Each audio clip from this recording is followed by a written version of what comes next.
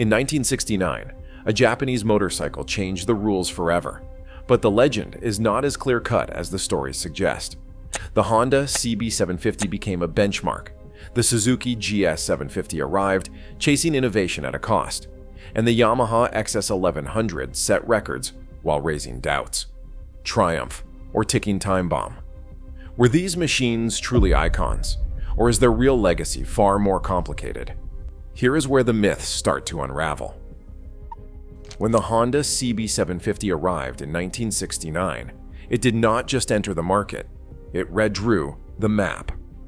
Honda's engineers packed the CB750 with a transverse inline-4 engine, a layout that had been seen before, but never at this price, or with this kind of reliability. At 736 cubic centimeters and producing around 67 horsepower, the engine ran with a smoothness that stunned reviewers. Cycle World's first road test called its multi-cylinder delivery unmatched, and magazines across the US and Europe echoed the same surprise.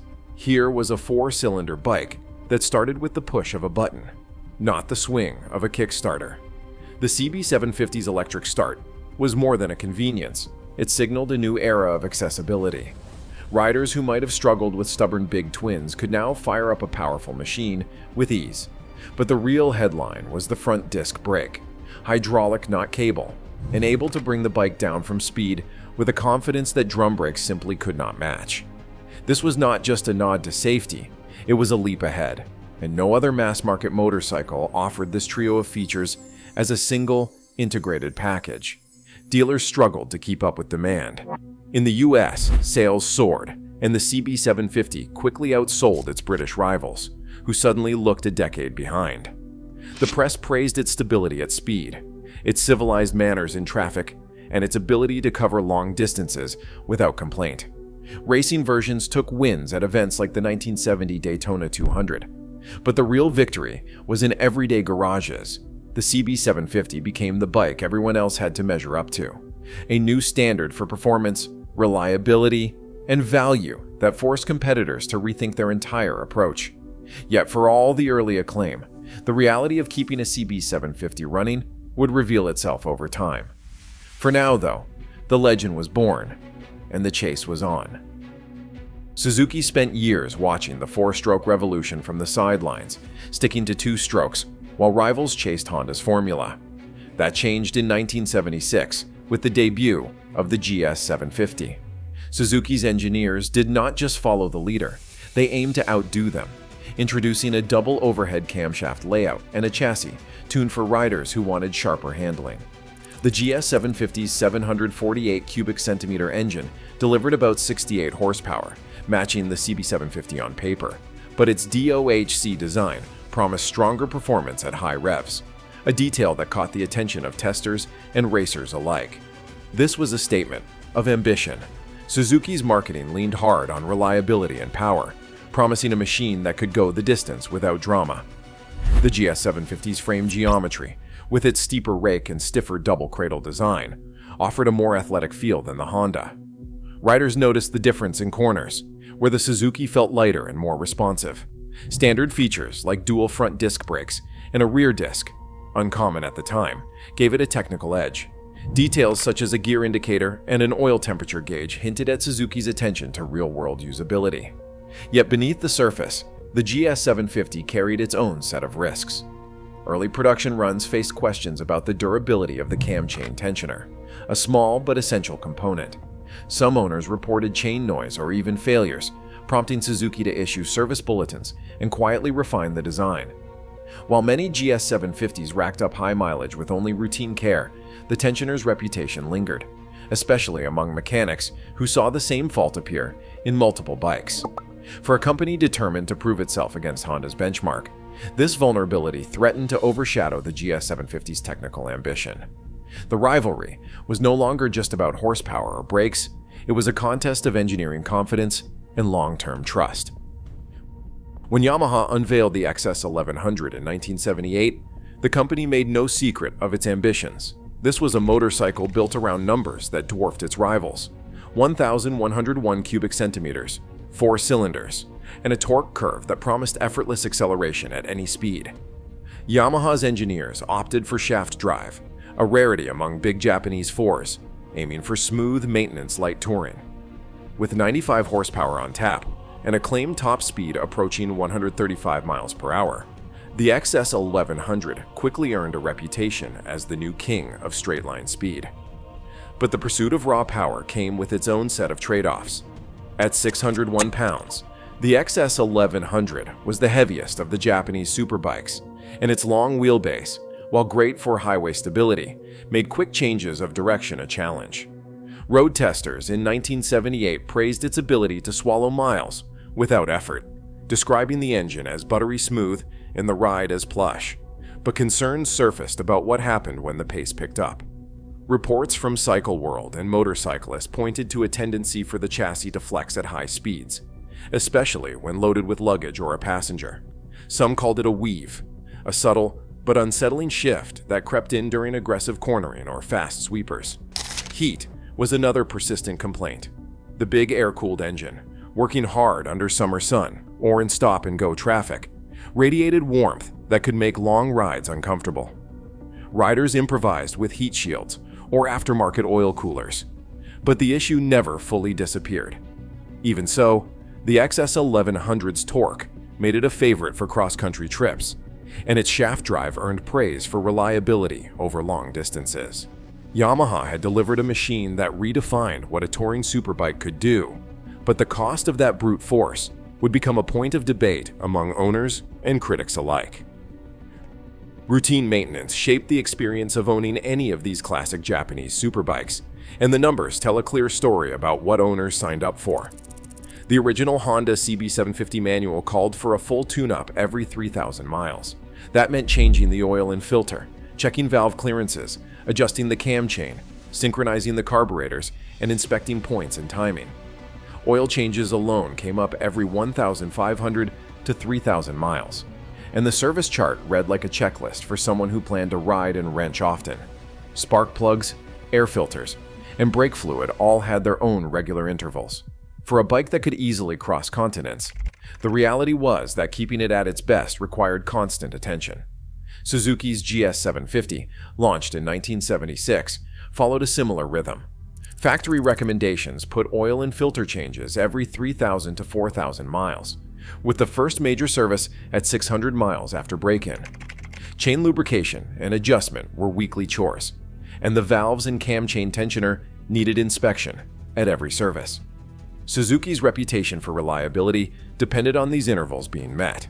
Neglect, especially on early models, could spell trouble, particularly for the cam chain tensioner, a component that carried over concerns from Honda's own design. The GS750's manual did not hide the demands of ownership. Regular maintenance was the price of smooth, high-revving power. The Yamaha XS1100, with its 1,100 cubic centimeter engine and shaft drive, was built for long-distance comfort, but its service schedule was no less demanding. Oil and filter changes were due every 3,000 to 4,000 miles, and valve checks stretched a bit farther, sometimes up to 16,000 miles if the bike was well maintained. But the big Yamaha's weight and torque put extra stress on brakes, tires, and suspension, all of which needed frequent checks. The shaft drive was a selling point for lower upkeep, but owners still found themselves ordering parts for rear brake master cylinders or hunting down replacement gears as the miles piled up. Today, the parts pipeline for these bikes is a patchwork of original, reproduction, and aftermarket components. The CB750 leads the pack in availability, with thousands of reproduction parts cataloged by specialist suppliers. Basic items, filters, plugs, and brake pads are easy to source, and even carburetor rebuild kits or fork seals can be found within days. But some original equipment, like early sandcast crankcases or specific valve train parts, are only available as rare finds or expensive new old stock from auctions in Japan. Suzuki's GS750 sits in the middle. Most wear items are covered by the aftermarket, but critical engine parts or unique gaskets may require patience or creative solutions, especially for early models. The XS1100 faces the most gaps. While many routine parts are still out there, components like transmission gears or rear master cylinders have been out of production for decades. Owners often rely on club networks or machinists to fill the gaps. with some parts reverse-engineered and produced in small batches by enthusiasts. Cost adds another layer.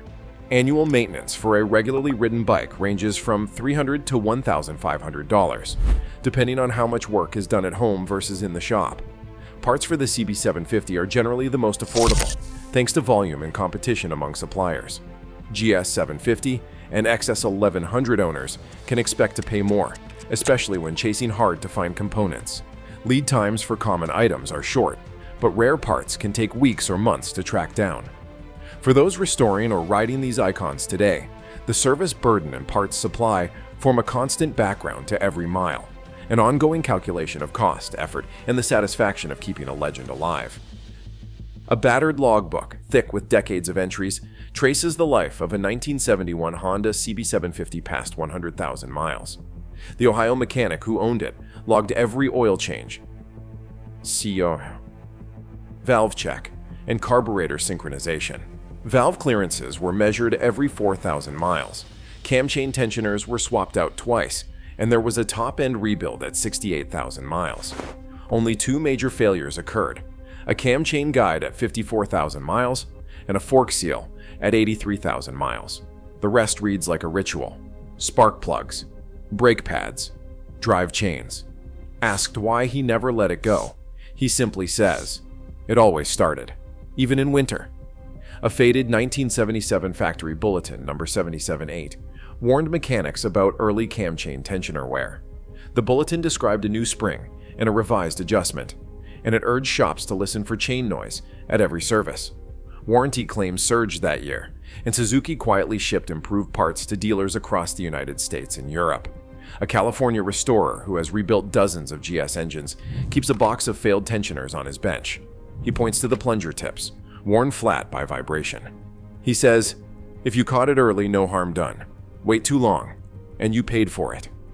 Yamaha's XS1100, with its 1,101 cubic centimeter engine, brought its own evidence. An invoice from 1982 details a custom rear brake master cylinder, machined after the original failed at just 22,000 miles. With no factory replacement available, the owner hired a machinist to fabricate a new piston and seal assembly. The invoice, stamped and signed, lists hours spent measuring, turning, and fitting, a reminder that even the best machines can outlast their parts supply. The same owner kept a blueprint for a heat shield he designed himself to protect his right boot from the engine's relentless heat during summer commutes. A 1978 Cycle World road test, clipped from a yellowing magazine, adds another layer. The testers clocked the XS1100 at 11.8 seconds in the quarter mile and 114 miles per hour, but they noted a persistent weave at highway speeds, especially with luggage. They mentioned the engine's heat in city traffic, the soft rear suspension, and the need for careful setup to avoid brake fade on long descents. Effortless power, but quirks that demanded respect. 5 voices animate these records. A motorcycle historian calls the CB750 the bike that made reliability boring, in the best way. A longtime owner demonstrates his valve adjustment tools, showing how a few minutes with a feeler gauge kept his engine running for decades.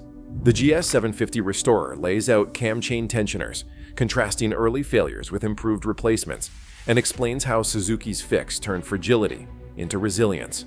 An XS1100 daily rider, still commuting after 40 years, describes the heat on his shins and the aftermarket oil cooler that finally tamed it. An engineer holding a cutaway XS1100 frame explains how the long wheelbase and soft suspension let the chassis flex under the load of full touring gear. These artifacts, logbooks, bulletins, invoices, road tests, and first-hand accounts translate engineering into lived experience. Owners learn the truth not from ads, but from every mile, every repair, every ride that forced a solution. The legend of these bikes lives in the margins of service logs, the grease under fingernails, and the memories of those who kept them running. Comparing these 3 bikes demands more than tallying horsepower or counting brake discs. Each model is measured against a set of criteria that actually matter to riders and restorers: engine innovation, chassis and handling, braking and safety, production quality, and long-term support. To keep the evaluation transparent, each bike receives a qualitative score for every category. drawn from road tests, owner records, and technical bulletins. Engine innovation looks at design breakthroughs, smoothness, and real-world reliability. The Honda CB750 scores at the top, thanks to its pioneering inline-4 layout and bulletproof performance over decades. Suzuki's GS750 earns high marks for its double overhead cam design and rev-happy nature, though early cam chain tensioner issues pull its score down slightly. The Yamaha XS1100 leads in outright power and torque, but faces deductions for heat management and complexity. Chassis and handling are judged by stability, agility, and rider feedback. The GS750's sportier frame and responsive steering edge out the heavier, more touring-oriented XS1100, which is steady on the highway but less nimble in corners. The CB750 lands in the middle, solid and predictable, if not the sharpest in fast bends. Braking and safety reflect the leap Honda made with its hydraulic front disc, giving the CB750 a clear advantage at launch. Suzuki's dual front discs and rear disc match or exceed this standard. Yamaha's system keeps up but suffers from rear brake fade under stress. Production quality and support weigh documented flaws, parts availability, and how well each bike stands up to years of use. The CB750's vast aftermarket and consistent build quality put it ahead. The GS750's early tensioner woes are offset by later improvements and a strong support network. The XS1100, while rugged, faces the biggest hurdles in sourcing rare components and addressing frame or brake issues. By mapping the evidence to these scores, the rubric transforms scattered anecdotes and technical data into a side-by-side comparison. The result is a clear framework for judging whether each of these machines deserves its place as a legend or must live with the ghosts of its shortcomings. Ownership or restoration of these Japanese superbikes begins with a targeted inspection. For the Honda CB750, attention centers on the cam chain tensioner and valve train. Service records showing valve adjustments and carburetor synchronization every 3,000 to 4,000 miles signal a bike that has been cared for. Early sandcast crankcase models fetch higher prices, yet parts remain accessible, with reproduction components covering most needs. Still, original valve train parts can be expensive and slow to source. A complete engine and an intact frame matter more than cosmetic flaws, which are easier to remedy. Suzuki GS750s, especially from 1977 and early 1978, require scrutiny of the cam chain tensioner. Chain noise or a pattern of tensioner replacements points to trouble. Service Bulletin number 778 highlights the need for upgraded tensioners. A GS750 with the revised part and proof of regular oil changes is a safer bet. Oil leaks at crankcase mating surfaces and malfunctioning gear indicators or oil temperature gauges can complicate restoration. While most wear items are available, rare gaskets or early engine parts may require patience and persistence. Club forums often become essential for tracking down elusive components and sharing technical advice. Yamaha XS1100 inspections start with the rear brake master cylinder and the swing arm pivot area. Factory master cylinders are long out of production, so custom or rebuilt units are common. Signs of heat damage near exhaust headers and frame cracks, especially on bikes used for touring, should not be ignored. The shaft drive and engine internals are durable, but transmission gears and electrical parts can be scarce. Club-organized reproduction runs and machinists willing to fabricate parts keep these bikes on the road. Electrical and shaft drive function must be confirmed, with custom fabrication sometimes necessary. In every case, owner clubs and online communities remain vital for sourcing parts and technical support. Today, vintage Japanese superbikes fetch record prices and inspire new engineering.